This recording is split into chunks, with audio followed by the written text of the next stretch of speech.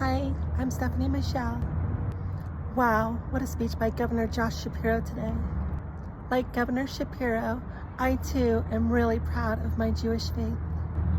It just really brings back the enthusiasm that I felt with former President Barack Obama.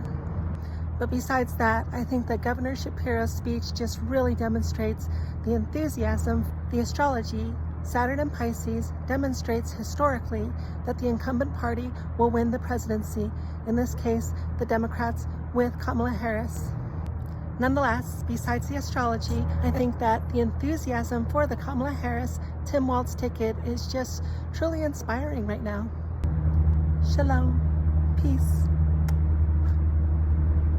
Of course, this sense of optimism probably has something to do with Venus ingressing back into Virgo, which is probably easing some of this current Mercury retrograde in Leo. Of course, Mercury, not Venus, rules the sign of Virgo, and Venus actually has its fall in the sign of Virgo. So this helping hand, of course, is rather temporary.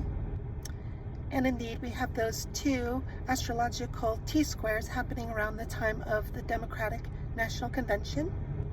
And we've already seen some of the up and down chaos with Monday, the stocks being down, and then today, the stocks rebounding again with fears of recession and all of that.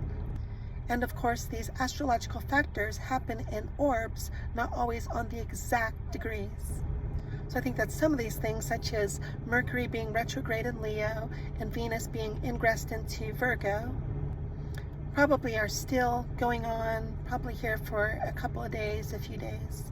I'm still watching my prediction on J.D. Vance and Trump possibly dumping him. This orb is still in effect, and I've seen some subtle hints being dropped. Of course, I am no prophet, although I am a daughter of the prophets, somebody who studies the astrological and meditative methods of the prophets of the Bible. So if I'm wrong, I'm wrong. Again, I do not believe that astrology is supernatural. I think that supernaturalism is an absurd superstition. However, I do think that astrology is an algorithm based upon looking at the stars as omens, Genesis 1:14, but that the actual influences are probably mathematical factors of the cyclical nature of history. Indeed, I am a Jewess, so I affirm the opinion of the Talmud, Tractate Shabbat 75a, on Deuteronomy 4:6, that astrology is the wisdom and the understanding of the nation of Israel that is in the visible sight of the nations of the world. So after another really hot and stressful day at work, I wanted to reflect on some of my comments earlier today. It felt really good to be hopeful again, even if for only a moment. During the last decade, with the age of Trump, it's just been very depressing and discouraging. For so long now, it seems like the people who have been enthusiastic and excited have been Trump supporters who are enthusiastic and excited about fear-mongering and hate-mongering, fearing and hating people that are different from themselves, people of different ethnicity, people of different gender, people of different beliefs. So it was really nice earlier today to see people enthusiastic and excited about hope, about equal rights for people, about inclusion and freedom, and just good, decent people, not people full of fear and hatred of others. And to see it happening in Philadelphia, the city of love, where I lived for a while and where I went to school at Philadelphia Biblical University, and where our founding fathers began this great experiment with American democracy.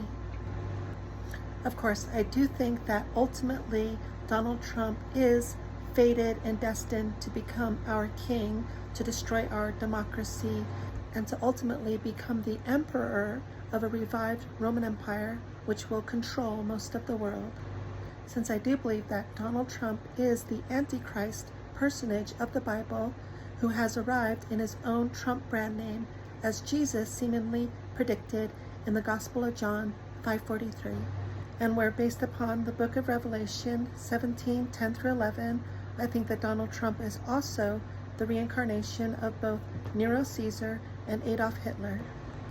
Furthermore, as I've predicted for years now, I believe that the great American solar eclipse of 2017, in conjunction with this recent American solar eclipse of 2024, I believe that this signifies the end of our democracy, especially with Gemini entering Uranus again, which every time in our history as a nation, this has always signified war, where this astrological aspect was present during the foundation of our country, where it was also present during our American Civil War, as well as our involvement in World War II. Nonetheless, I do believe that the astrology of Saturn in Pisces predicts that Kamala Harris and the Democrats will win in November.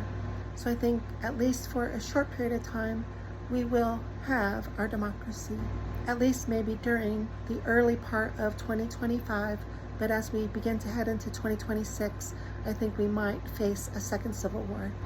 But earlier today, it was nice to see that there are still some true patriots who still believe in our American experiment with democracy.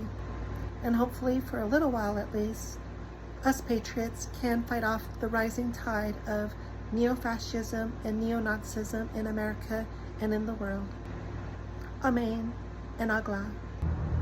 Thanks for coming and watching me today. In the Aramaic language of the Sefer Zohar, the Book of Radiance, Ta Kazi, come in vision.